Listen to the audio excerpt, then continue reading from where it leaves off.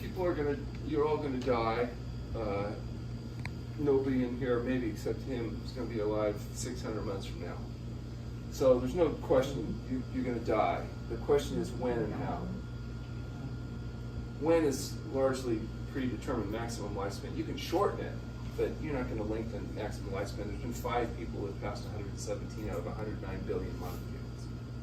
So the odds of you going past 117 are 1 in 20 billion right now, somewhat. So the idea isn't that this is about trying to not die. You're going to die. The question is trying to live until you die, live fully functional. Avoid the 9.6 years of debility and 18 years of ill health that the average person has, where they lose the ability to talk and move and function and care for themselves. They find themselves unable to talk or move, lying in some nursing home bed waiting for people to come and change their diaper. That's what we're talking about, is trying to maintain a high degree of independent functionality till you reach your genetic potential. Some people have strong genes, they're going to live a long time. Other people, even if they take care of themselves, may not necessarily live as long. That, you can't change your genes, you can't change predisposition, and you can't really change luck that much. But what you can change are the 10 most important things in order to get and stay healthy, and that's what we're going to talk about briefly here. Number 1 on our list of 10 most important things is avoiding drugs and chemicals. Avoiding drugs and chemicals. Now that includes things like drugs like caffeine, alcohol, recreational drugs, over-the-counter drugs, and as much as possible prescription drugs, because chemicals, both from the ones we take voluntarily and exposed to in the environment, like pesticides, herbicides, and compounds, contaminants, molds, these things, were not present in concentrated form through most of our ancestral history. There's never been any evolutionary pressure to select humans that had a good ability to deal with chemical exposure and filter out those that didn't. So you don't know what your threshold is to any one of these given chemicals. You might have a real good tolerance, or you may not. You don't know where it's going to push it over the edge, and you start spreading malignant cancer cells secondary to excess exposure.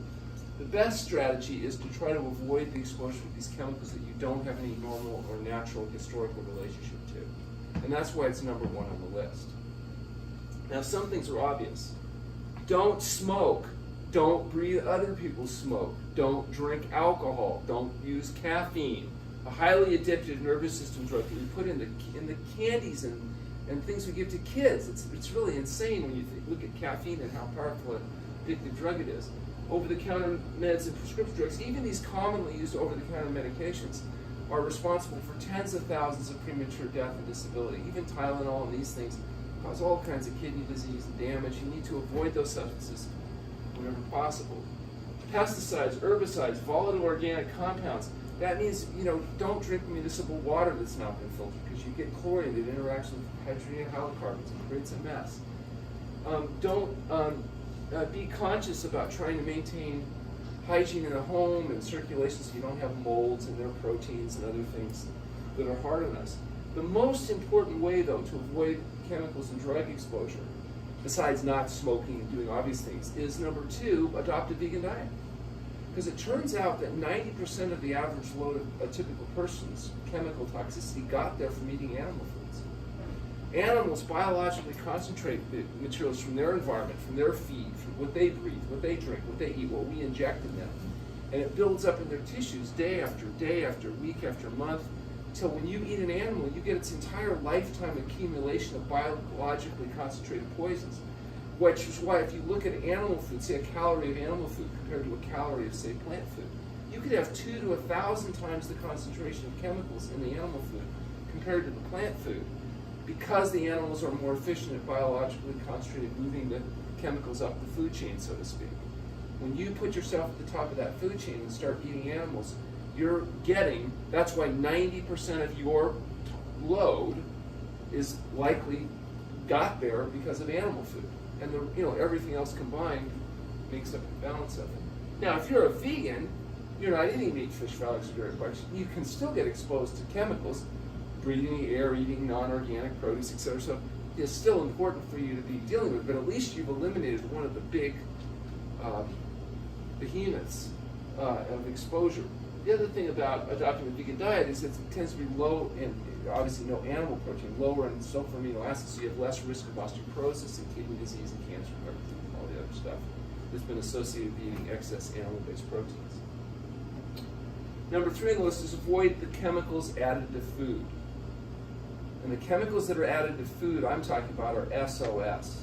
SOS, as you know, is the international symbol of danger. It stands for salt, oil, and sugar. Salt, oil, and sugar are not foods. They are chemicals, that is, concentrated food byproducts that are added to food, particularly federally subsidized grains like corn, soy, and wheat, to fool your brain, to produce more dopamine so you get more pleasure, and that's what, quote, good tasting food is more salt, oil, and sugar artificially stimulating dopamine production in your brain, essentially the pleasure trap.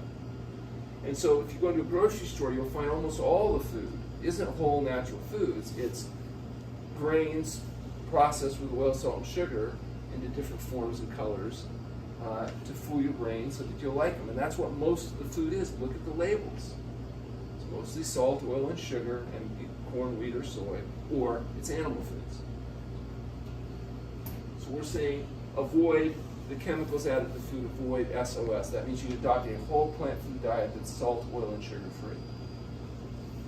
Number 4 on the list is exercise. Did our ancient ancestors have to worry about getting enough exercise? Did they have to join clubs and stuff to make sure? No, they had to exercise by force. That means if they got cold, they had to move.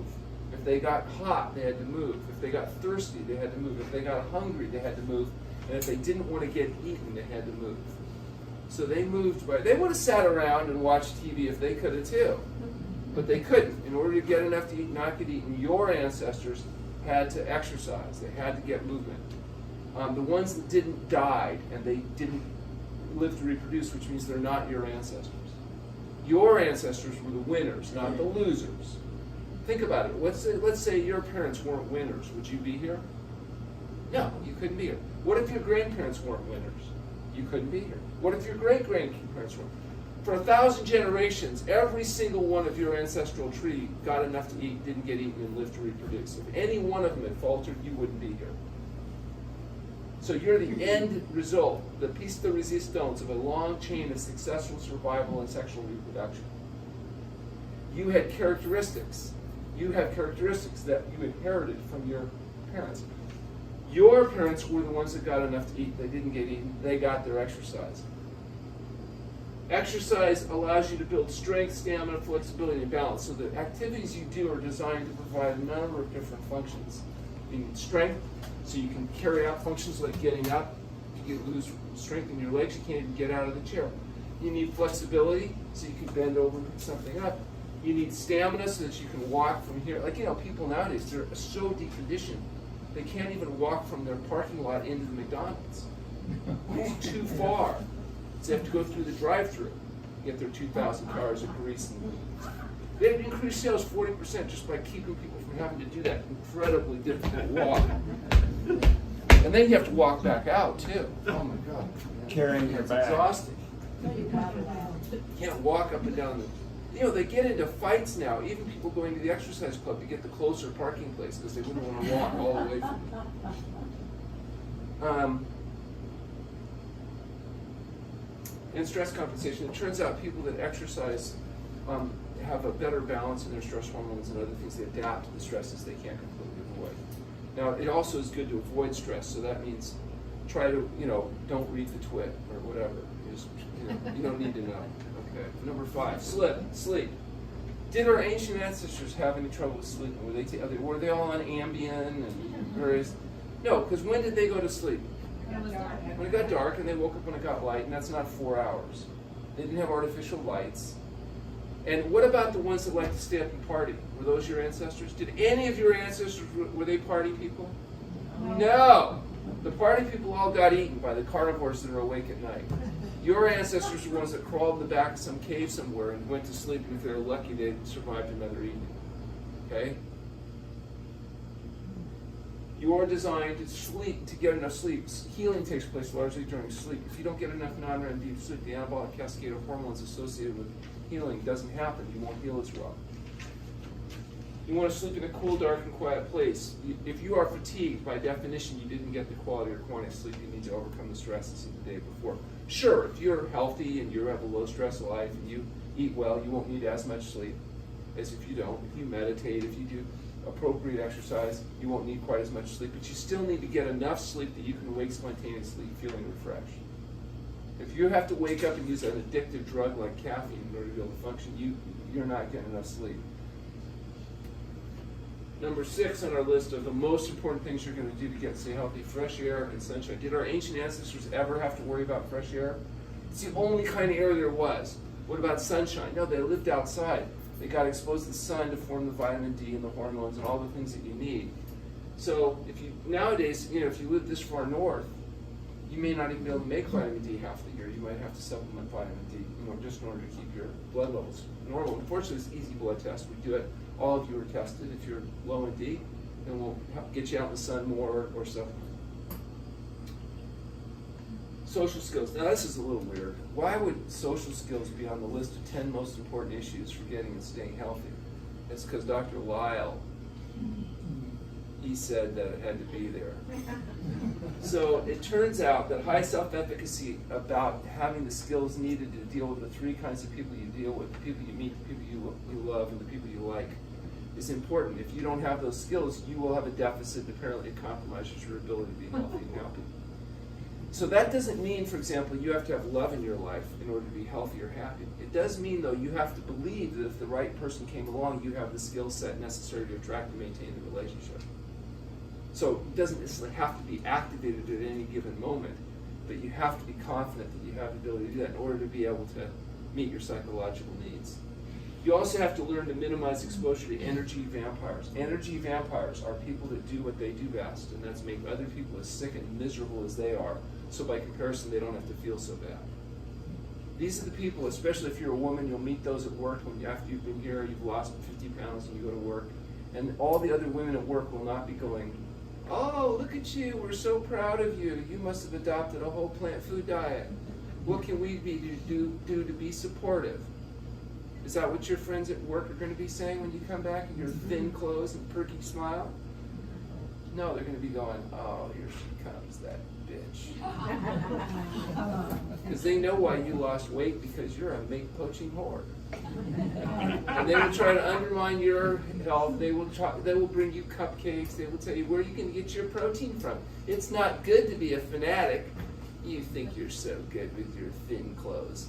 You make me sick. And they will, it's a problem, I'm telling you. If you're a man, you don't have to worry as much, because the other men, well, they won't notice.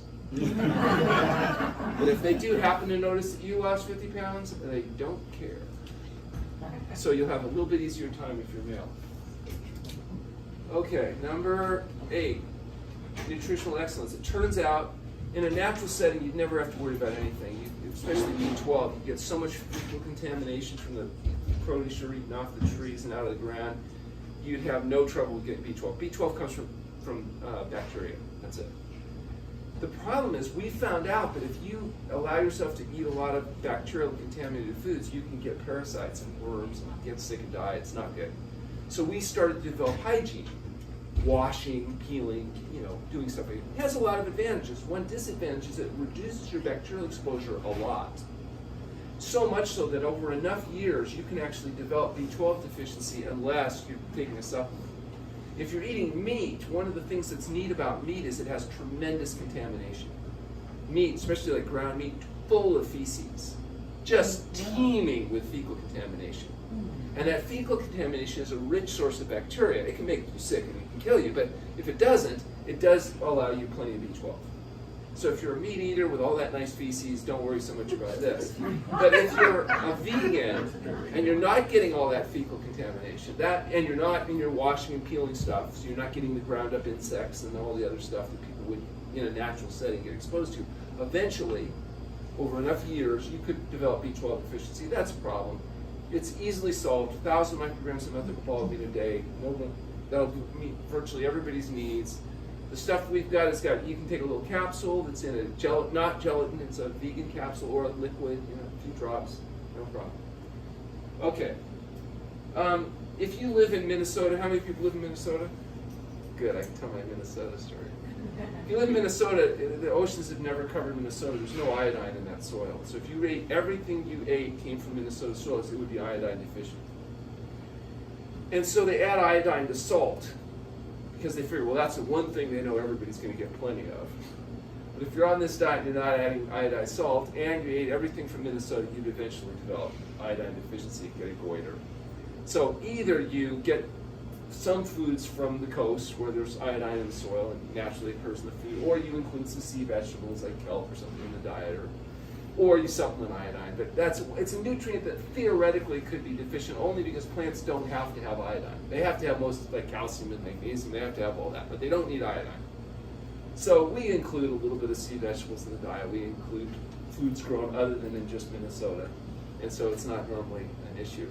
The reason I mentioned Minnesota is because I had a patient from Minnesota here who had been in the state and never left the state her entire life. She was in her mid-70s when she came here. And she came here in the winter and it was like this, and it was 40 below. Below. Did you know it goes below zero? Yeah. 40 below zero, snow up to and she said, oh, that's it. She's moving to California.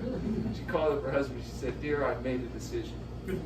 We're moving to California. And then they talked to me. No, dear, no. You just pack it up. I'm not coming back. She said, not one more day. They moved here. Okay. So, number 9. And the DHA? Oh yeah, DHA, D-docosahexaenoic acid. You make that yourself from omega-3 fatty acids. So if you get an adequate source of omega-3 fatty acids, most people apparently do fine. A rich source of omega-3 fatty acids are nuts and seeds and green vegetables. Now, some people can't eat nuts or seeds because they find they're food triggers. If they eat one, they want to eat the whole thing. AJ talks about the fact that if she ate one nut, then she wants to eat the whole thing, and then she can't maintain her weight. So, if you can't eat nuts, maybe you're allergic to them, or you don't want to eat them because you've got food trigger issues, then that's the time we'd have to supplement a vegan source of DHA. And there are, Martech has a product that comes from lichen. It's a vegan source of DHA, and that would be an option there. There are some people that don't convert omega-3 fatty acid to DHA really well, particularly peri and postmenopausal women that have certain enzymatic issues. And there may be a time where if your test low or if you had symptoms that we were concerned about, your attending might recommend DHA supplementation. It's not something that we routinely recommend. Sorry. So there is testing for it? Yes, there is. The controversy is it's not well established what normal levels are. And it's not well established, interpreting it can be a challenge. But there is blood testing that measures DHA levels, and you can use that testing if it's extremely low to justify either changing the diet to include sources of omega-3 fatty acids or supplementing preformed DHA, which is easy and simple to do nowadays. When you mentioned the DHA at a previous talk, you said something, I think you identified some symptoms for people sometimes get postmenopausal women, real dry skin or other issues. The big concern is they supplement DHA in infant formula because they found without a supplemental infant formula is not a natural food for human beings. Mama's milk has plenty of omega-3 fatty acids in it, but cow milk doesn't. And so if they don't supplement, the cognitive development of the children is impaired and they get brain issues. And so all of the baby formulas have this vegan source of DHA supplement in it, okay? And so there are people that believe that vegans don't get enough DHA and therefore everybody should take DHA. The fact is that there's no real evidence that supports that as a general recommendation. So our recommendation is if you're concerned, we can test for it. If there's symptoms, we can deal with it. But what we recommend is that you get an ounce of nuts or seeds, particularly walnuts, flax seeds, these really rich sources of omega-3 fatty acid. And unless there's a specific clinical problem, then we wouldn't supplement. It's the same kind of thing with iodine and vitamin D. We test for it. If it's low, we'll deal with it. If it's not low, we prefer to avoid the pills and the potions and the powders and everything else. The one exception, though, is vitamin B12. We believe that vegans should supplement vitamin B12. Okay? That the risk of eating fecal contaminated meat far exceeds the non-risk of supplemental B12. Fortunately, B12 is a water-soluble nutrient. If you take too much, you piss it out. You're spending money you don't need to spend. But there's no health, downside from oral B12. And what we're talking about is very low doses. 1,000 micrograms of B12 would fit on the head of a pin. I mean, it's a very low dosing. situation, but much better than eating stuff off the ground and getting worms and parasites. It's particularly true now because we want our patients living 80, 90, 100 years. Whereas, if you were going to, in the old days, you're going to die at 35 from predation or starvation or whatever, maybe it's not as critical an issue, but our patients have to be particularly worried about everything because they're going to live so long that they're going to have risks of developing issues that other people who will be dead from heart disease won't. My mother, when she turned 92 years old, realized that she had outlived all 52 of her lifelong friends. They had all died, many of which were never got off her back about her son's crazy diet and all this stuff that she had been doing. But at 52, she absolutely outlived every single one of them. And she told me, she said, it's a real problem because, when you're 92 years old, it's harder to make friends because all the people your age, are dysfunctional. And she said, Alan, you need to warn your patients if they're going to do this diet. Make younger friends. Yeah. Yeah, it's a real serious problem. Since we are so clean now as a society, washing our Yes. foods and things, do we need to supplement with probiotics? Well, we don't actually. It turns out that you have 1,000 different types of bacteria that live in a healthy human vegan gut, and they keep each other in balance as long as you create an environment that allows them to grow and flourish. Now, if you take antibiotics, you can wipe that flora out, and then we need to reestablish it. Some people believe that fermented foods and other things very rich in bacteria are helpful. That's still debatable. It might be. There's some evidence that suggests it might be useful. The biggest thing is creating the right internal environment. And we've done a study now with Washington University. We haven't seen the data back yet, which we're waiting on, but it was looking at the changes in the microbiome before and after fasting. What we see clinically is a lot of these problems resolve. What we're assuming we're going to find is it creates a situation where the normal flora can regrow. We do know that people on vegan diets have a much different bacterial flora than meat eaters. And that appears to be much more favorably supporting of health. And so we think that fasting is going to turn out to be a way of rebooting the system. And now that's why we did the study, try to get the data back and see what the results are. It's not that simple to do though. You can imagine identifying 1,000 different strains of bacteria. And it's not just the bacteria, but it's what they poo in you. You have 2 to 5 pounds of bacteria living in your colon at any given time. That's 1 trillion creatures eating, drinking, and pooing inside you. They're defecating in you constantly. And what they poo in you depends on what you feed them. If you feed your bacteria meat, you get things like trimethylamine oxidase forming, which irritates the blood vessels, causes cancer and heart disease, and it's a mess.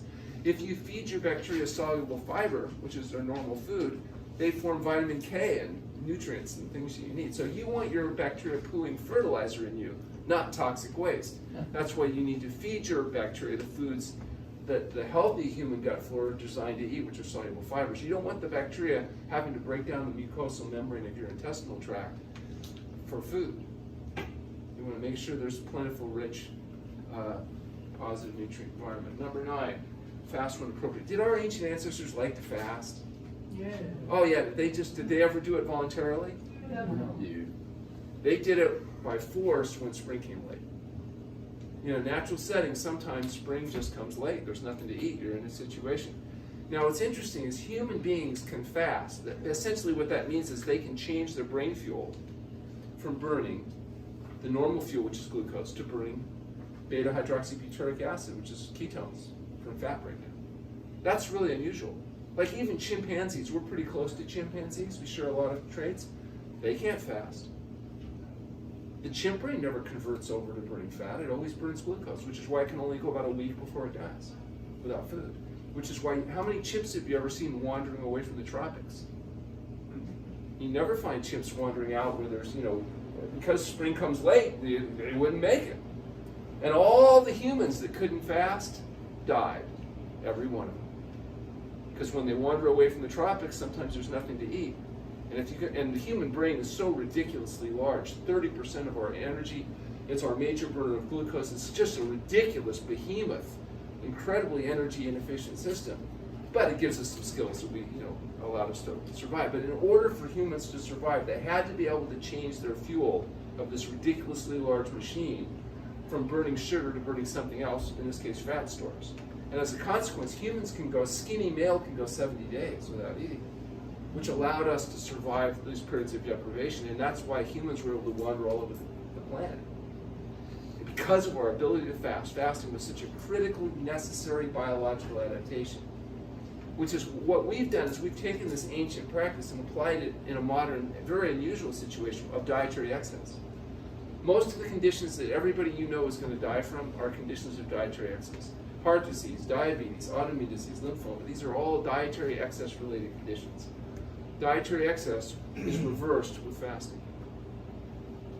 Metabolic syndrome, which is what everybody's dying from, is more aggressively, more effectively treated with fasting than anything else we know of. That's essentially what our research is investigating and demonstrating.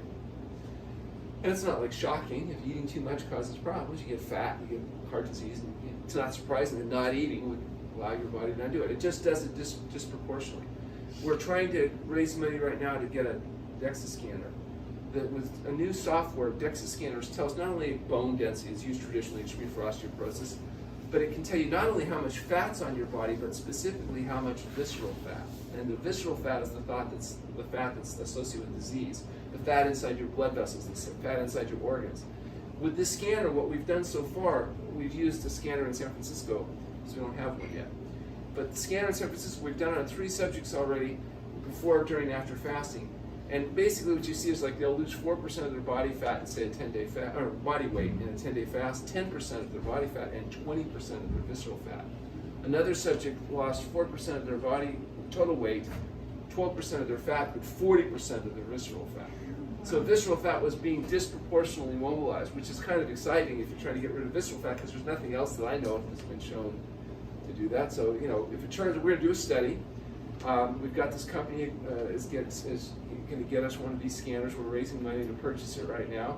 We'll be able to do this on, you know, a couple hundred fasting patients, and we'll be able to definitively show what we think is that visceral fat is selectively mobilized, which makes sense. The body would go in and get rid of the fat that's most dangerous and least valuable to its survival, and it does it in fasting because the body has some apparently inherent wisdom that's pretty cool. Could you review those stats? Yeah, I think I've got a slide that's coming up here. So, but basically, it was in this one case, it was 4% of total body weight, but 10% of total body fat, 20% of total visceral fat, and only 1% of lean tissue. And then what was even more important, after the fast, people gain weight back, right? Because they rehydrate, they put glycogen back in and they build their muscles. They gain no fat. All the weight gain after fasting, all that realimentation is lean tissue, and that's been in all of them. If you feed them properly, they do gain weight back right away, because 2 pounds of glycogen, 2 pounds of fiber in the gut, several pounds sometimes of fluid because of dehydration, but it's not fat and no visceral fat. So now they're building back up lean tissue. This is going to be a really compelling study. It may not even be that important clinically, in the sense that there's so many other things we're doing that are probably more important, but people are going to go nuts over this. If you can show that the fat lost is the important fat and that what's gained is muscle, and I mean, you can imagine that's going to be like, okay. I just want to say, I'm getting. Yeah. How long does it take to rebuild it completely after water fasting? By the length of the fast feeding, most people are you know, After refeeding? yeah, it takes about the length of the fast refeeding to get a person stabilized. What exactly are you when you say Tomorrow I start water fasting for Yes. planned for 2 weeks. So if you have a 2-week fast, you're going to lose about 14 pounds during that 2-week fast.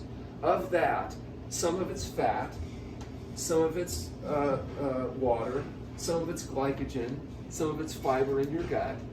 So you're going to lose all that weight, 14 pounds. You're going to regain 5 of it within a few days, but none of that's going to be fat. It's going to be, the glycogen will come back in after a couple days, a couple pounds there. You're going to put some fiber back into the gut, which will have been empty, and you're going to rehydrate, and you're going to build your muscle tissue. But you're not going to be gaining fat because you're going to be eating like we feed you, which is enough to retain optimal weight, but not the fat weight. And that's what's really cool, is you're going to take the fat off, you're going to put the lean tissue on, and then you're going to stick strictly to a whole plant food SOS-free diet for 50 years, and after which time you can do whatever you want. That's it. That's the model. The only thing with you is it'd be nice if we could figure out how to reduce stress or increase stress management, because you live in the twilight zone. So, I come in 2008 with my son. yeah. Okay. Actually, we can schedule that now. That's, we'll set that 2080 up. I like that. Thank you. I'm getting a DEXA scan on Saturday. And I was curious because the visceral fat was so hard to lose, and when I had done previous scans, Yeah. whatever weight loss I was doing, it would never change the visceral fat. So Yeah. I'm really curious to see how it goes. Where are you doing it? So there's actually a truck that drives around the Bay Area. Okay, and they have the software, the new software? I don't know, the company's called Body Spec, but Okay. they have the DEXA scanners Okay. on the trucks. So yeah, that's good. I hope they have the new software. Yeah, I'll let you know. Yeah, that'll be good. What So are you we can guys do- talking about? This is a DEXA scanner. We actually have a unit that we've identified. We're working with the company. We're going to be hopefully getting it here in the next few weeks. And the bad thing about DEXA scanners, there's several bad things. One, they take quite a bit of space, so we have to allocate quite a bit of room. They're very expensive, expensive piece of equipment. And they use very low dose radiation, so it's very much like walking through the scanner at the airport. You have a very low dose, but there is some exposure. So I think they said one pass through the DEXA scanner is equivalent to pass at the airport when you do. Which we tell you not to do. You have them patch it down. I just had a DEXA scan for my bones. Yes. If you were to look at that, can you tell the visceral fat? It requires a different software than what they're using for. We'll be able to do actually both with this machine, but it's really pretty new, and it's Holistics is the company that makes this. It's the machine is not the issue. It's the software that does the interpretation that's So really it's special. not like an X-ray that you can look at and see. It is. You get a scan, but without the software, you can't get the body fat. It's a little different kind They of tell a you deal. where the pounds of fat are within your body. Yeah, they can give a nice picture. Everybody's going to like it. You get a little report. It's going to be, the thing is, I'm really reluctant because it's from a practice. People that are like building practices and whatever. Oh, people love this kind of stuff, and I've always carefully avoided getting involved with any of that stuff because it's all marketing hoo-ha. In this particular case, though, the ability to identify visceral fat load and changes relatively non-invasively is particularly exciting, and so. I'm particularly interested because I broke my clavicle, and in the testing of, your bone, they, he's obviously a good radiologist. He also mentioned that I had atherosclerosis or whatever in my aorta. Yeah, you can see the calcification in the aorta. Yeah, absolutely. So on any X-ray you take, you can see that. And there is what's interesting though is the calcification of the arteries isn't actually what kills people.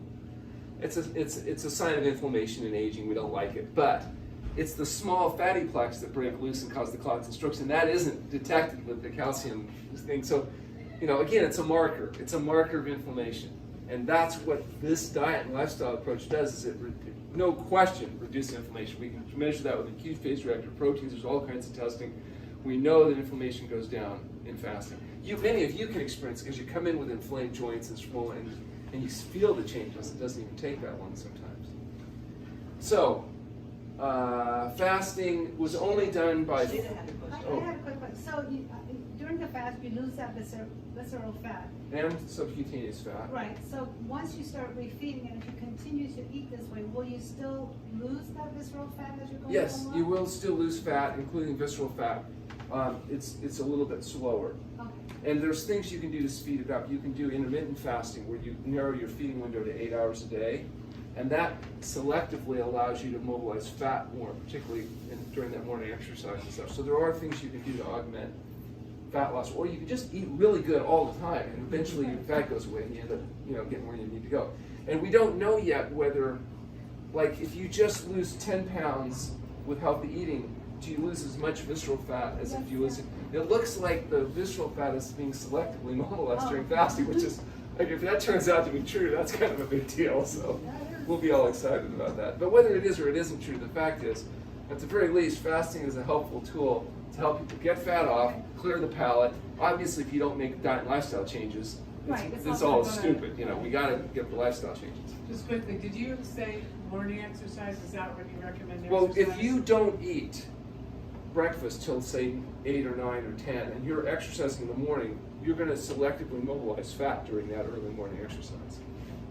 Okay, that's one of the things with intermittent fasting is that if you eat X number of calories during 8 hours versus if you ate the same number of calories over 12 hours, you will gain more weight spreading it out over 12 hours than you will eating in a more limited window. I think Dr. Morano, for those who were here on Wednesday, talked about some of this, didn't she? And so, again, all of this is academic. If you just eat a whole plant food SOS-free diet, you're going to get your optimum weight, or very close to it. If you're a female, those last couple pounds can be really tough because your brain is not, if you're a woman, your brain isn't like all happy about you losing fat, no matter how fat you are. You can be 100 pounds overweight and you're losing weight, your brain goes, "What are you doing? You stupid fool. We worked hard to store those fat reserves. When spring comes late, we want you to survive and all them skinny ones won't make it." Your brain will warn you when you're losing fat and signal you with neurochemistry saying, hey, stupid, you're hemorrhaging strategic fat reserves. Stop it. No more salad. Go get some ice cream or something that's going to stop the hemorrhaging. Your brain, it doesn't matter where you are. Notice how much easier it is to stabilize weight than to lose weight? When you're stable, your brain doesn't complain too much, whatever you are. But if you're actively losing weight, your brain does the calculation and says, wait a second, you're losing a pound a day. In a month or two, we're dead. And it's going to try to stop that. It's not happy about you losing fat. Because in a natural setting, first of all, you never would be fat. If you were fat, that was a huge benefit because you could live a little bit longer than the skinny ones when spring came late. So the ability to store fat was like a really valuable thing. And as a consequence, today, you live in this world where now it seems like a disadvantage. Like when people come to me and say, well, I don't even, if I walk by the buffet table, I gain a pound. A bad dream, I go up a pound. That's a good sign. If you get fat easily, that's a good thing biologically. That means you got good plumbing. You absorb what you eat. You store it for reserves. That's great. It's just that in this environment, this very recent abnormal environment where there's this dietary excess available, you're screwed. Because you can't eat any of that processed crap without storing too much fat and then getting sick and dying a premature death. These people that can eat whatever they want and they never gain any weight, that's not a good thing. And also, we set this model, we're supposed to have the bones sticking out in our face and look like those heroin addicts on the fashion magazines. And believe me, when you meet those heroin addicts, they don't look like that. That's called Photoshop. My wife is a photographer, and she can make, oh my gosh, you take a picture, it look completely different. That's what they're doing. And so you start getting in your head, you're supposed to have the bones thing and the thing. Not necessarily what your body wants, so it's actually healthy. Now, on the other hand, if you're overweight, you pay a price for it. But that price goes away as soon as you change your diet. Because the weight just starts going. So if you're eating this diet, does your body know when you're at your optimal weight? Yeah, that's the cool thing is that as you get closer to your optimum weight, I say that last 2 pounds, your body's going to fight. It's not going to want to get rid of that last little bit. And if you want that last 2 pounds, you might have to tighten the screws even further. Like even limiting how much of these whole foods that you eat, or narrow the feeding window, or a little exercise, or to get that last little svelte thing. But as far as obesity, there is no obesity on this diet. It's sustainable. You can't because the fiber's too much. The feed, you don't find people adopting a whole plant food SOS-free diet that don't get relatively close to their weight. Not necessarily though that heroin addicted fashion model without actually tightening the screws further. Yeah.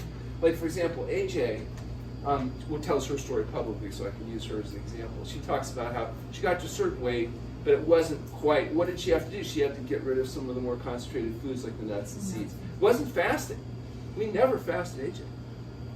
So it's all just she continued to tighten the dietary screws up, and then she's figured out how to avoid whatever food triggers and whatever issues that she has.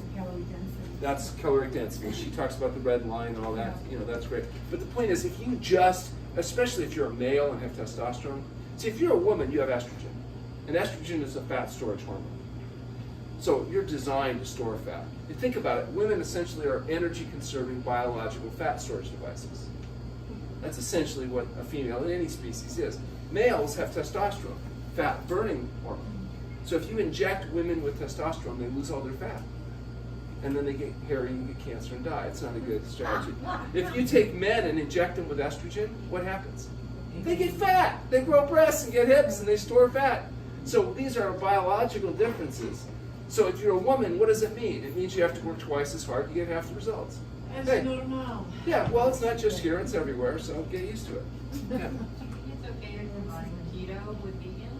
Well, keto diets, what's good for short-term weight loss isn't necessarily a sustainable or healthy long-term plan. Like if you just want to lose 40 pounds overnight, just cut your leg off at the hip. Okay, you want to lose 80 pounds? Take them both off. It's still. Right. So you can go on a high-protein, high-fat diet without eating animal foods. So it'd be somewhat less toxic than the dead Dr. Atkins diet made us filet of soul, rest in peace. But it's still not healthy or sustainable. The reason why keto works is it's a fasting mimicking diet. By putting you into ketosis, there's a hunger blunting effect that has nothing to do with being sustainable or healthy long term. So this is a much more difficult to do because you can't eat the meat, you can't go to the fast food and throw out the bun and whatever. It's much more difficult to do. You're not using salt, oil, and sugar, so it's very frustrating. You're going to be a social outcast. It's going to create a lot of trouble, but it's a sustainable diet. These people can stay a whole plant food diet until they die of natural causes, going to sleep at 108. You don't have to die like the dead Dr. Atkins, in his 70s from cardiomyopathy. But at least he wasn't a hypocrite. I think he did stick to his program until he died, so that's good. So, all right, would you speak to paleo diet? Because Yeah. So first, and you could find a number of books, very credentialed people, and as many people on YouTube that speak about vegan, that speak about paleo. Oh, way more speaking about paleo. Way more. And that's what over the last 5 years, and they're very well have research credentials, very well credentialed, and speak very and give a lot of epidemiological as well as lab results, to the point where Mark Hyman has interviewed some of these people, and he says, well, I'm staying vegan, but I absolutely agree that this is just as helpful with the diet. So okay, why so would based you say on, it's not? first of all, there's very little research on what I'm talking about here in terms of whole plant food SOS-free diets. Most vegan diets are terrible. And most of the literature, I mean, like I said, I speak at national vegan conferences and tell them that a lot of these vegans would be better off eating meat because of all that processed vegan stuff. So let's be clear, the literature they're citing is they're comparing vegan diets, which Coca-Cola is vegan, French fries are vegan, there's Oreos are vegan. I mean, so let's not be comparing what we're advocating to a vegan diet. So if you're going to compare vegan to paleo to whatever, yeah, they're all, you may be able to make a good case for whatever it is you want to do. But if you're talking about a whole plant food diet that's SOS free, and you compare that to any of these, you're going to find from a long-term health sustaining And even platform. from a clean paleo, which Well, of just clean something meat, being organic, less grass-fed, bad and doesn't make it- vegetables and root vegetables and fruit if you want it. If you Just compare eat that it. to a standard American diet, you may get tremendous benefit because everybody's eating as much meat as they can anyway. It's just a question they're eating all this processed, refined carbohydrates and grain. We all agree on that. Get rid of the oils, the sugars, everybody can agree with that. Now the question is there any advantage to including animal or higher protein vegetarian foods or animal foods? And there is, and the reason is because the keto diet has a hunger blunting effect because you're in ketosis. Anything that allows people to lose excess weight is going to have some net clinical benefit. When I'm not talking about that though, even Mercola and others that are advocating this will admit that you got to cycle in and cycle out. You don't want to necessarily sustain it longer because you get all the problems that come from you don't go on a water fast forever either, do you? That doesn't work out so well either. So I'm not arguing that they can't get better clinical results, say doing a paleo diet than whatever else it is people are doing, and that there may be some net benefit to those people. What I'm talking about is what's the long-term sustainable diet most associated with long-term optimal health? That's a whole plant food SOS-free diet. And so, is that practical? No! People want to be able to eat out. And so they're going to argue, well, this is more practical. What good does your extreme diet do if people won't follow it? That's a legitimate argument. You can make that argument. Okay, if you can't follow this, but you can follow that, that might be better than something else. But let's not pretend that you can put a person on a high-fat, high-protein diet and not pay the price. Well, again, I'm saying, a paleo where the idea is it's a substantial amount of vegetables and some meat and some fruit if you want it, but basically that idea, and the blood markers are fantastic over Well, compared to, many yeah. year periods. Let's be clear though, let's take a look at high blood pressure, for example, the leading contributing cause of death and disability. There's a study that's the largest effect size ever shown in treating high blood pressure, ever. Okay, average effect size 60 points in stage 3 hypertension. 174 out of 174 patients with hypertension normalized blood pressure without medication. That's the study we did with T. Colin Campbell from Cornell University using fasting and a whole plant food diet. So there's nothing even close to that. Now, are you going to argue, well, we could do a paleo diet, we could lower some pressure more so that, yeah, absolutely. And I got no problem. For people that aren't interested in doing this, there's all kinds of stepping stone things that you can do. What we see, obviously, are if the paleo diets worked for them, we wouldn't be seeing it. We see them come here, we clean them up, and they do even better. It's the same thing you could argue with John McDougall. He'll argue that, look, you can't take away salt and sugar from everybody. If you give them more flexible, people can stick to it better, they're happier, and that's fine. But when their blood pressure doesn't come down, he punishes them and sends them to TrueNorth Health Center, the last resort. So I'm not arguing that what we're advocating is good for everybody or practical, or it's just for the highly motivated people. Either they're doing it intellectually, or they're doing it because they have no choice, or they're doing it because they particularly want to do a long-term survival. Okay, this is I think, a better approach. If it wasn't, I would be to advocate paleo. Can you imagine how much easier it would be if we could advocate, give them some salmon and give them what they want and stop having to, we don't have like a vested interest in denying people everything they want. It's just that our experience has been, our observation, and now our research is suggesting that the best way to reach optimal health, that is to reduce the likelihood of debility so that you live until you die, is this kind of approach. It's the most difficult, it's not practical. If you want to sell books, I remember when we had the Pleasure Trap come out, and it was actually one of the big publishing houses reviewed it, and the guy that actually makes the decision are not the editors, it's the marketing people. And this guy was like 400 pounds, when he was huge. And he said, well, you've got to make some changes. I said, well, what changes? He said, you've got to stop with this pleasure's bad and start telling people to drink red wine and eat dark chocolate and, and he was pointing to the Atkins diet, 10 million copies sold. And we said, well, we can't do that, that's not true. He goes, well, you want to tell the truth or you want to sell books? We said, well, we want to sell books. He said, well, get them here and quit wasting our time. You're not going to sell any books telling people that they can't have anything. And so, it was it was the editor that actually brought it to them. So they said they threw food at her at the lunch thing because they thought it was just so ridiculous. And they were right. Atkins sold 10 million books before he died, and the Pleasure Trap has sold 100,000 copies. So, So far. Yeah. So it's, if you want to make money, you sell the Pleasure Trap. Who are the most lucrative companies in the country? Alcohol, drugs, pharmaceutical, recreational drugs, highly processed foods. I mean, that's where the money is. Give people what they want, not what they need. So, that's not our particular thing. So, is the paleo and the keto diets better than, yeah, they can, especially ones which isn't actually applied, by the way, but if they do a bunch of vegetables with a little bit of meat. Let's be clear, there's no evidence that a 100% vegan diet works better than a mostly vegan diet with a little bit of meat. Right. If you look at the literature, the epidemiological literature, people that eat very small amounts of meat, think Asian, whatever, they don't have heart disease. So, now, it's also a little exciting. I can see why people might want to include a little bit of animal food in their diet, even though I don't. It's like jumping out of a plane with a parachute. Because, when you first jump out, you don't know, is the chute going to open or are you going to crash and kill yourself? And then you pull the cord and the chute opens and then you think, oh my God, I could break my legs when I land. And then finally you land, and if you're not dead, you feel so alive. And so eating meat can also be exciting. Am I going to get explosive diarrhea? Is this going to be the food poisoning? Am I going to get exposed to prions that are going to melt down and cause me to have Alzheimer's disease and fast forward? Am I going to get and if you don't, that's why you must feel so alive, right? So, I understand I wouldn't want to do it, but I can understand why people do it. So.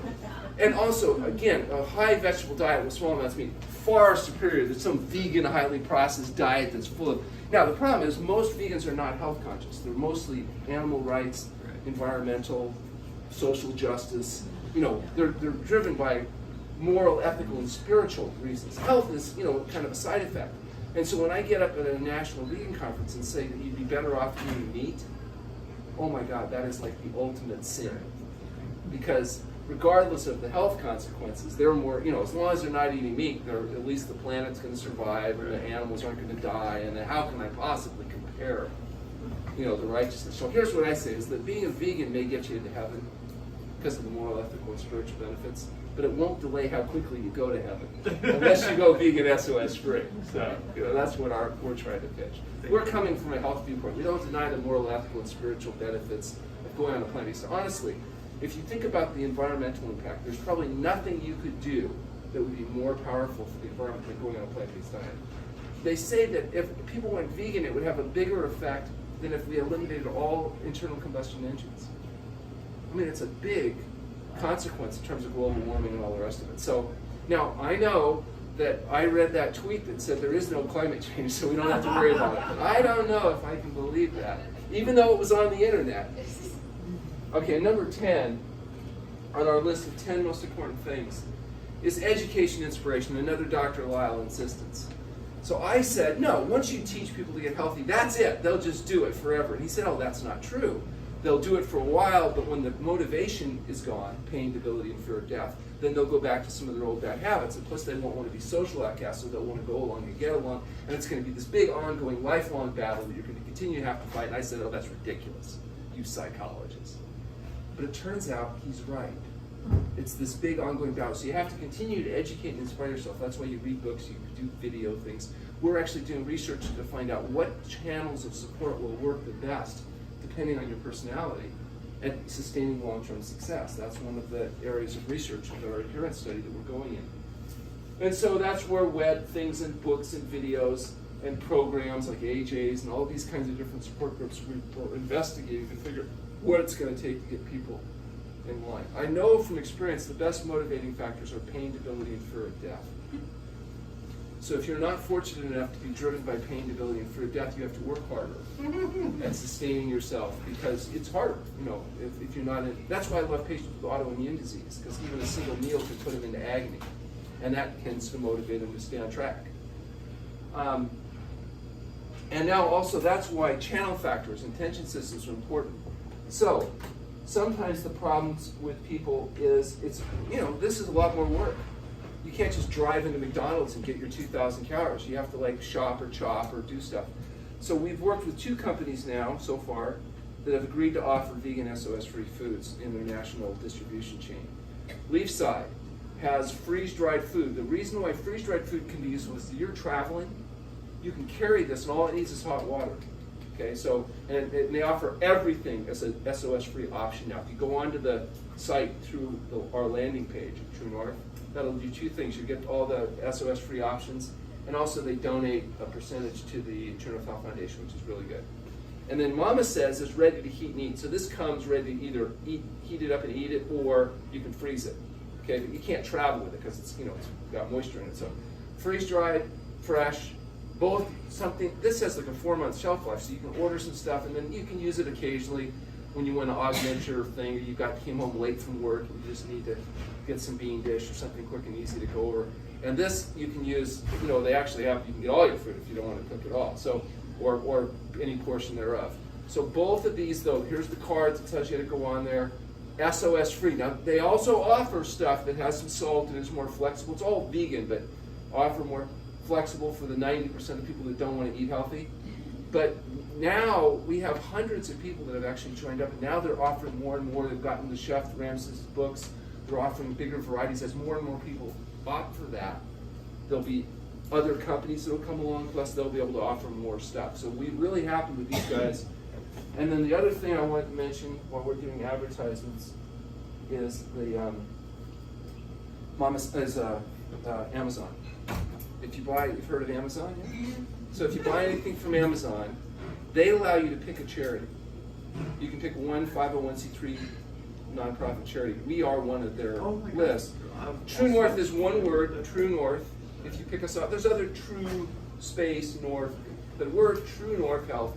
If you select us once, they'll remember that, and then forever, whenever you buy stuff by entering Amazon through smile.amazon.com, explains it here, they will make a donation, and we have 780 people that have selected us as their donors. And it also reminds you, every time you order from Amazon, to say, oh, you're supporting TrueNorth Health Foundation. which will remind you when it comes time to do your bequests and whatever, to list TrueNorth Health Foundation as your 501c3 charity. You get all your deductions, charitable trust donation, we do all that stuff. And we've had some very generous patients. In fact, we just got a $10,000 donation towards this scanner that we put out an email. Anyway, so Amazon costs you nothing, doesn't cost any more to buy the stuff. They're a company that makes a donation. We want you to do that. And, I have two questions. First of all, how much more do you need for your machine? $40,000, but we've got some money coming in, so we're going to raise it before next month, hopefully. And do you have a club for people who have left you bequests in their estate plan? We do. We have a number of people that we've actually had one patient that passed that we've actually received the bequest, which was helpful when we set up the lab upstairs. Just so you know, when you come here, the proceeds from your stay here go to TrueNorth Health Foundation, and all of the proceeds from anything you buy, if you buy a supplement or whatever, the doctors get nothing. So they have no motivation to recommend anything to you. 100% of any net from anything goes to the TrueNorth Health Foundation, not to the doctors. So that's number one. Number two, so just staying here, you're participating in foundation. The main source of revenue for the TrueNorth Health Foundation is the yearly transfer that occurs from the TrueNorth Health Center. Our net operating revenues go to the foundation. And we have our own lab now. We have a BSL-2 lab. We have an extraction hood. We can freeze at 86 below. We've got refrigerated centrifuge. We've got all the little toys necessary to take the samples, extract them, freeze them, send them off to the various research labs for processing. Eventually, we'll raise enough money to do our own processing upstairs. We'll get a plate reader and we'll be able to actually do like all the lab that we routinely do, we'll be doing upstairs. That'll cut the cost dramatically and allow us to do a broader range of testing, both for our fasting patients and also for our research subjects. Do you have any plans for the growth of the health center? Yeah, we have other places, doctors that we've trained. We train about 30 doctors a year. And Dr. Gershfeld in Southern California, Dr. Ewan in Ohio, Dr. Sabatino in Florida, Dr. Sinke in Texas are now operating small facilities. We don't have an ownership interest in them. We just provide them patients. We just refer patients to them. We will continue to train doctors. That's part of the mission of the TrueNorth Health Foundation. So the way it works is the foundation has two branches, research and education. We're doing primary research on water-only fasting. We've completed a few studies. One of the studies was this taste neuroadaptation study. It hasn't been published yet, but we're in the process of completing that now, where we show changes in taste perception as a consequence of fasting. We did this gut microbiome study with Luigi Fontana, looking at the changes in the microbiome in the gut after long-term fasting. We have two more subjects we have to process for a study we're doing with the Mayo Clinic. And it's a study on primary prevention of stroke. A researcher from the Mayo Clinic came here as a patient, did well, decided he thought it would be good to prevent strokes rather than treat them after they happen. So we're looking at biomarker changes before and after fasting associated with stroke, showing what happens to those. We have a study, we're going to do this phase 1 clinical trial on the treatment of hypertension using water instead of a drug as the clinical trial. That's going to be starting in a couple months. We're going to do this DEXA scanner study looking at the mobilization of visceral fat. It'll happen as soon as we can get the scanner here. And we're going to be doing what's called an adherence study. We've got a validated vegan or a whole plant food questionnaire, and we're going to be studying what it takes to get compliance in people and what channels of support will help improve compliance. And so those are all going to happen next year. We've actually hired some additional staff. We have Eve, whose picture isn't up yet, but she's got a PhD in biochemistry, who's joined us. We have a medical doctor named Sam who's coming back, who's a resident now coming back to work for us on the research side. And then director of research is Tasha Myers, the PhD postdoc from Columbia University. Brilliant woman. Very first thing she did with us is she got our first paper published in the British Medical Journal, which was the effective treatment of lymphoma with fasting and follow-up diet. We have a 3-year follow-up published and a 4-year follow-up on record now of that cases. So we're looking at more lymphoma patients so we can eventually do a clinical trial. We've got a lot of stuff going on the research side that's really exciting because it's all virgin data. Nobody's ever really done anything with this. And now we're getting players like Mayo Clinic, Washington University, the Buck Institute, we did a study with them, that are coming to us wanting to use our physical plant and laboratory setting, because to do this kind of work in a medical thing is impossible. It's $2,500 a night per person just to have somebody in a metabolic ward. And then they cheat and go out. It's a big problem. So for them, it means they can get human subject studies done dramatically less expensively. And we have our own IRB with federal-wide assurance, so we can submit and get our own studies approved with people that are sympathetic to fasting and know something about it, rather than trying to go to a user-based university system where they think everybody's going to die if you don't eat for a few days. And we have published a safety set that shows that fasting can be done safely. And that led Walter Longo in his book that warns people don't do any actual fasting because it's too dangerous, with one exception, if you do it at the TrueNorth Health Center. So Walter still gets to go to heaven. Because I evaluate other researchers' intelligence based on how much they agree with me. So that makes him a damn genius. And he's been brilliant. And he's the guy that's really published a lot of the stuff that's gotten it out there with this intermittent fasting and all that stuff. So anyway, that's basically what we're trying to do. So we've been fortunate because we haven't been dependent on fundraising in order to be able to move forward, because we had the center revenue stream in order to fund it. And now we're getting to the point where we're adding all these researchers, so we have a big nut now. Now we have to start raising funding. So we're able to apply for grants from the NIH, we're able to get funding from our patients, and we've been getting some of this affiliate funding, which has been really good. The problem we've run into is we have to raise at least 25% of our research funding not from the center. The way the 501c3 is, you can't, when the center donates, it's really just me donating the money to the foundation. Well, that's fine, except that it can only represent 75% of the foundation's operating budget, or you lose your nonprofit status. And so we have to raise some money outside. Even if we had enough money to get through the project, we still have to raise money outside in order to meet the requirements. So when people are donating, there's really like a 3-to-1 benefit to us, because for every dollar that we raise from donations, we can put $3 in from the operational thing. And so now we're doing that. We're raising enough money to offset the money that we're able to generate clinically. And so it's actually working out really well. Plus, we have a couple patients now that have foundations. And so there were certain milestones we had to meet for their foundations to fund us, and we're just about there. We're publishing enough stuff. So now we're going to hopefully be able to get a stream of funding. The other thing we want to do is public education.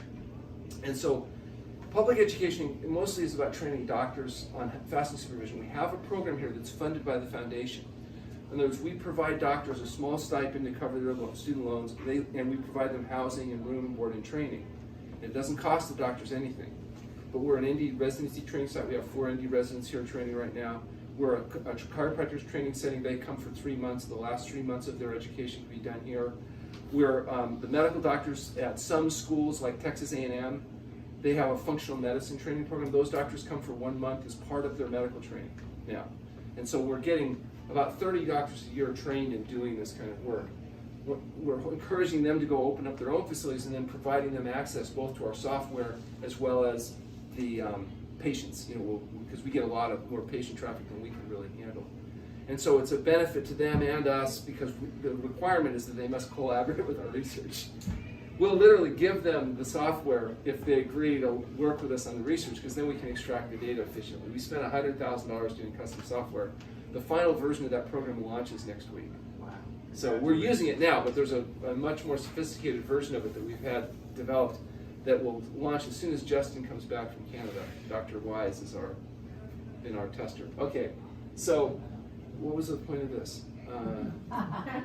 Research, planning. Oh, so public education. So do you remember that video clip I showed? Yeah. Making Health Lessons showed the same actor, different paths, choices, what happens.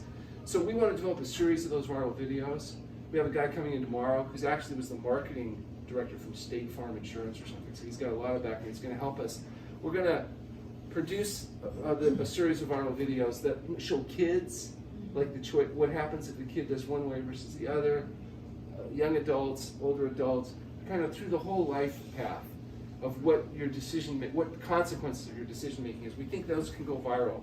They'll be branded standalone little video clips that can go out there and really piss a lot of people off. People can send it to people. It's all easy and free in 30 seconds, and So that's one strategy we have. We're also in the process of writing a book called Can Fasting Save Your Life?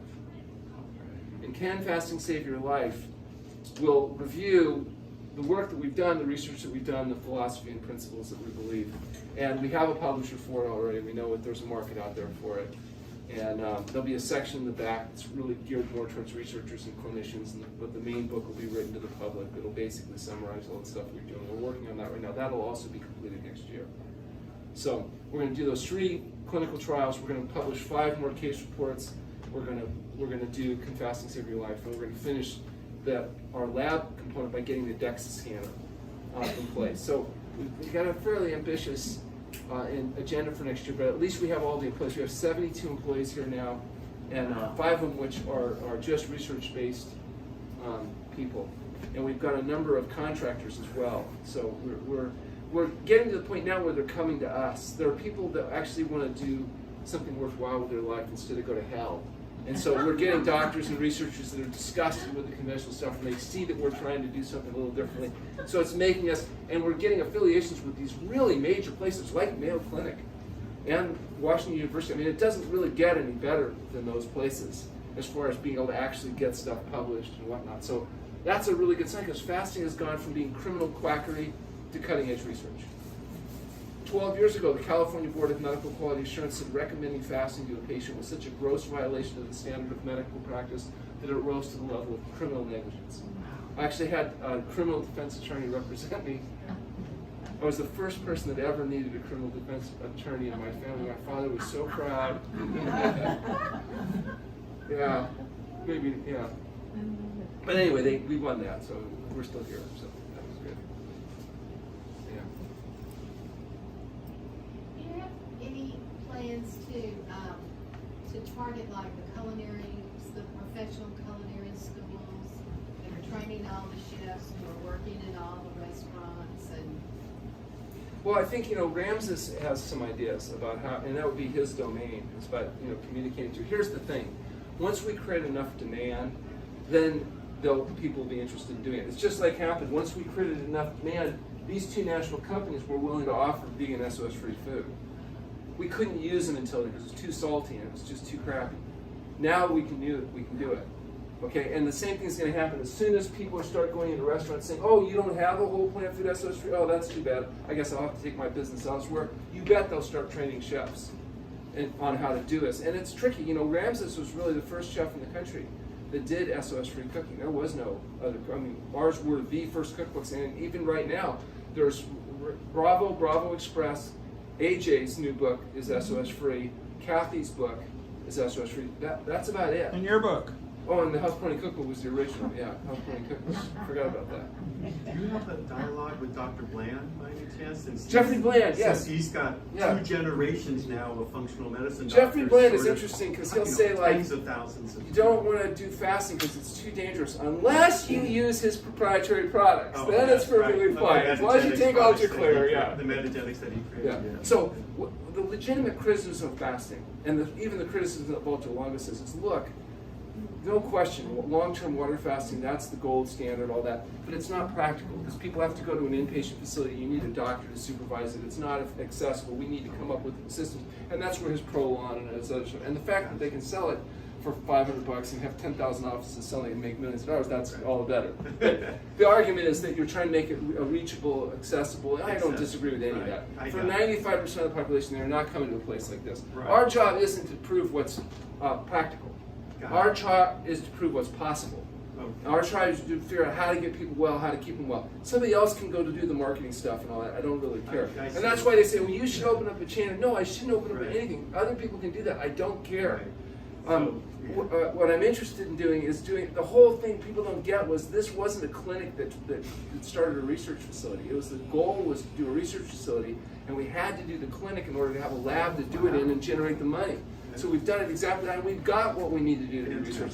So somebody else can franchise, market, do all that stuff. That's okay. That's great, and I encourage it. I think it's wonderful. No, I It's just see. not what I'm interested in. I don't have any It's- multiple clinics. So it really is only going to be 5% or less of functional medicine. Well, we have one Everything idea though is- that allows us to scale. We're going to be doing a project with airline pilots, our HARP study. when we take hypertensive airline pilots that can't fly because they get decredentialized, we can get them back to flying. It's worth a lot of money to the airlines because they spend a lot of money training pilots. There's a shortage of pilots right now. So what we're going to do is go to the hotels that the airlines already have contracts with. Take blocks of 20 rooms in hotels that are underutilized during certain times of the year, so redundant capacity rooms. We're going to run a program there, get 20 pilots in there. Pilots can go anywhere because the airlines will fly them anywhere, they don't care. Transportation isn't an issue. We're going to get them well. We'll do a 3-week program. We'll embed a doctor. We'll use a local cardiologist. We have a number of cardiologists. We're going to embed we're going to get 20 of these guys back to flying. And then we're going to force the hotels to offer SOS-free options on the menu. And now, we were waiting on this, we've got food that those pilots can use, that they can travel with, to allow them to continue to maintain it so you get good long-term results. Pilots are highly conscientious individuals. The airlines will be thrilled because it'll cost them essentially nothing. And we'll be able to do a study. And the public sees airline pilots as amongst the highest socially rated people, most not politicians, but airline pilots, high trustworthy. So if it turns out they can get back to working and it's good enough for them, there's a natural inclination to think, well, maybe it's good enough for the pilots, maybe it's good enough for me. It's not quite as good as athletes. For some reason, people like athletes even more, but pilots are like right there at the top of the pecking order in terms of patient confidence. Right. And so therefore, that's why we picked that target. And that is interesting because we could scale that to as many vacant hotel rooms as there are in areas that don't fill up their hotels all year round. So the idea is that could be, you could have 2,000 beds available, at various price points, depending on how fancy the hotels are.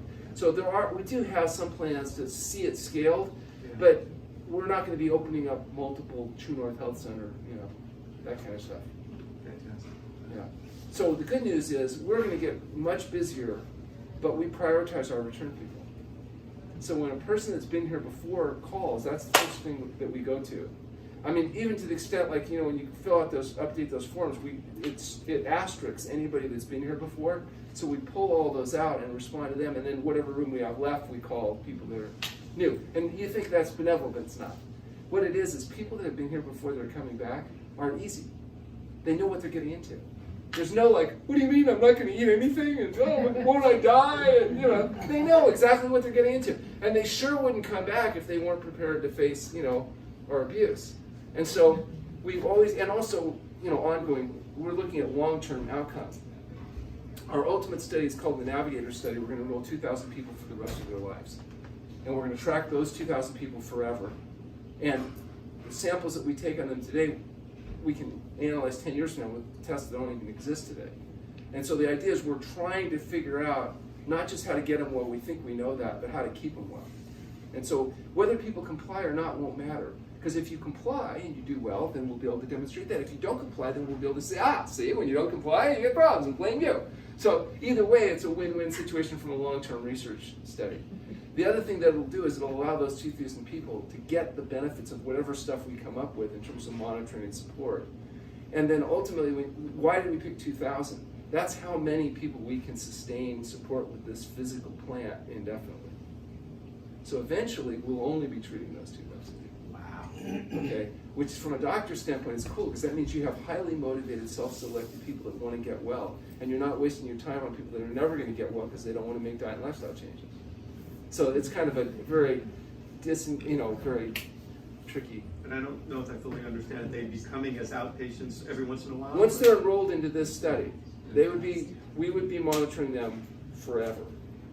And some of them may choose to cycle through. Like we encourage people to do periodic fasting for maintenance and support.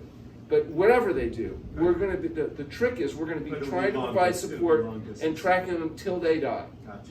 And what we're hoping to find is that the more you comply with this model that we're laying out, the less stability you have, the longer you live, the better you function. And if not, then we'll tweak the system to match what the data shows.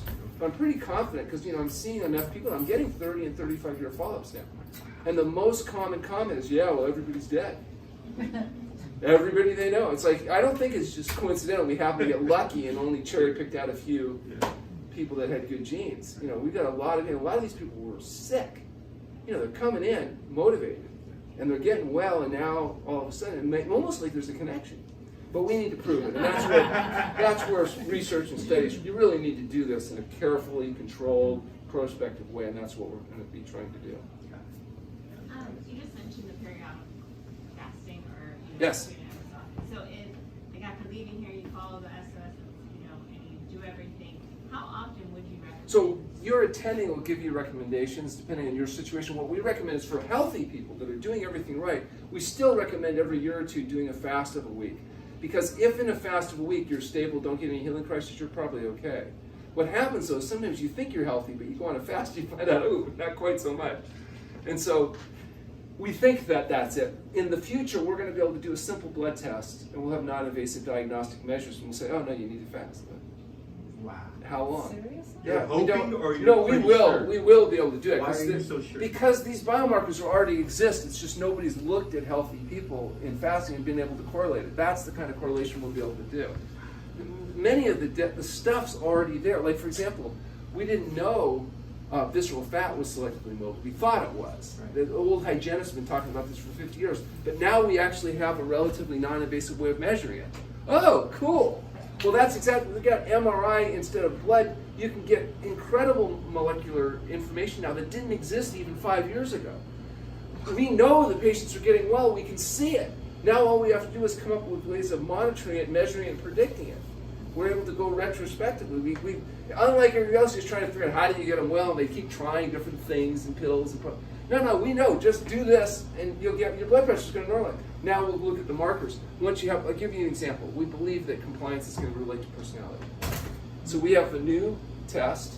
It's the Big 5 personality test. There's a big series of questions you take. It gives you a pretty good validated assessment of how shy you are, introversion, extroversion, conscientiousness, etc. Well, now they have a validated questionnaire. It's only 44 questions. It correlates well with the Big 5, big personality profile. We're going to go in and give that to everybody. It doesn't change year to year. It's just like your height doesn't change that much. You might shrink a little bit with the age, but basically it's the same.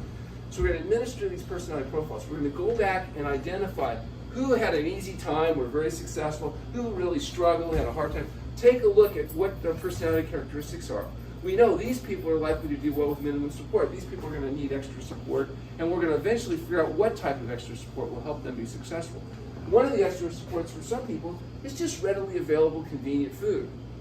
Sometimes it's just time. They're just too busy because they got like 4 kids and they got, Sometimes it's social pressures. So they need better social skills. And what do you do when everybody else is mad at you because you're thin and healthy, and treat you bad? Sometimes it's you live with somebody who's an asshole. How can you manipulate their behavior so they stop being an asshole? No, that's what Dr. Lau does. Cognitive behavioral therapy. Some people are stressed out. They don't need to be stressed out, even if they don't change their life. For example, if you're he uses this as an example about how cognitive behavioral therapy can work. If you're in an elevator and you're just minding your own business, and somebody behind you starts stabbing you in the back with a sharp stick, you get mad, angry, don't you? And you turn around and you might be like, what the, and then you see, oh, it's a blind person with their cane. Now, you still got to step out of the way because you don't want to get poked, but you aren't angry anymore because you realize, oh, they can't help it. They're just trying to figure out where they were in space. That wasn't like they were trying to attack you or do something. So all of a sudden, nothing's changed.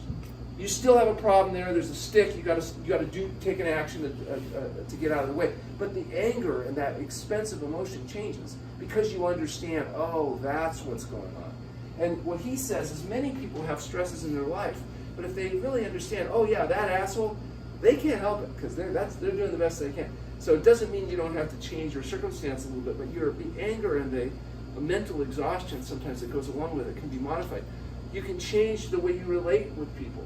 A really dramatic example is one of my patients had a mother who was bipolar, just a real nut job, wasn't interested or willing to do anything about it, and was really cruel. She would say terrible things, and every time she got together, she just felt awful, but she didn't want to abandon her mother because it's her mother. And so then what Dr. Lyle helped her do was they just changed how they communicated. They did their communication by written letters. Every day they wrote letters.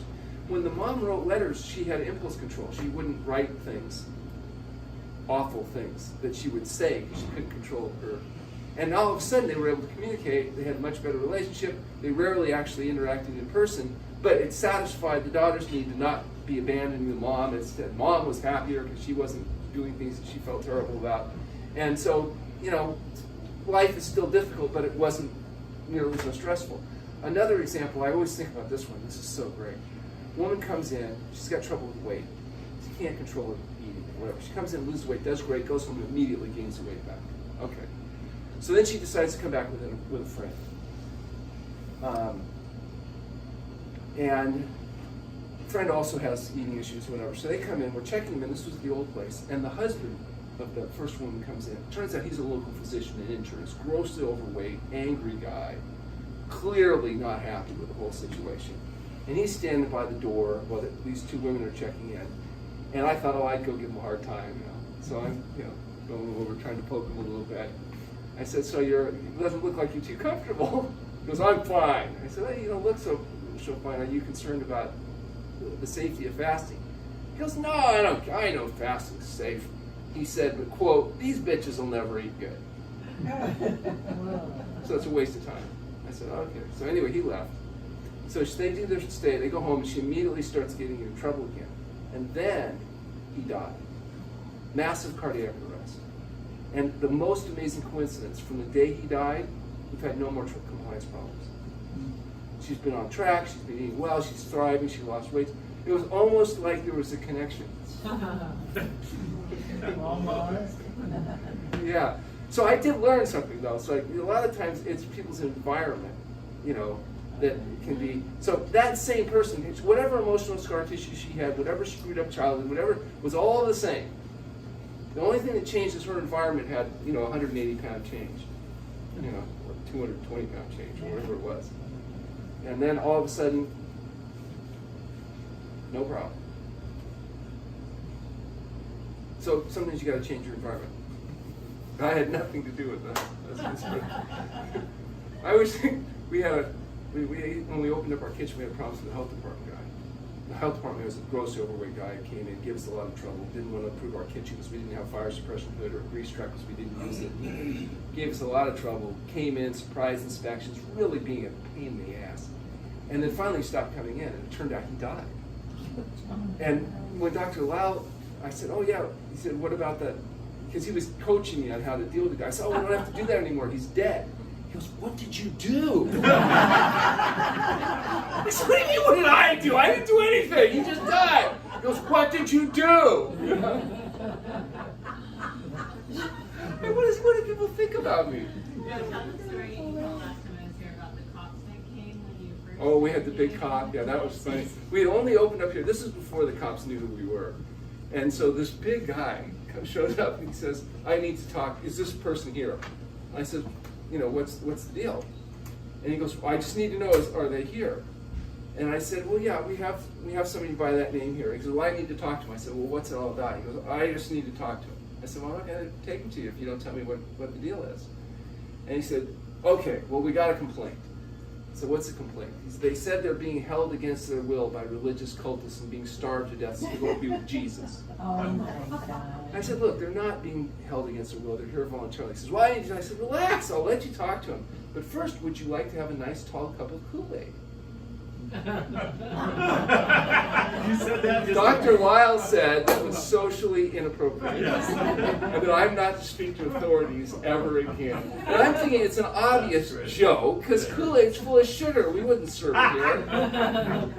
Anyway, Dr. Lyle says when a police officer puts his hand to his hip, that's not a sign he's comfortable. And I need to pick up on those body cues. You did that when you offered him Kool-Aid?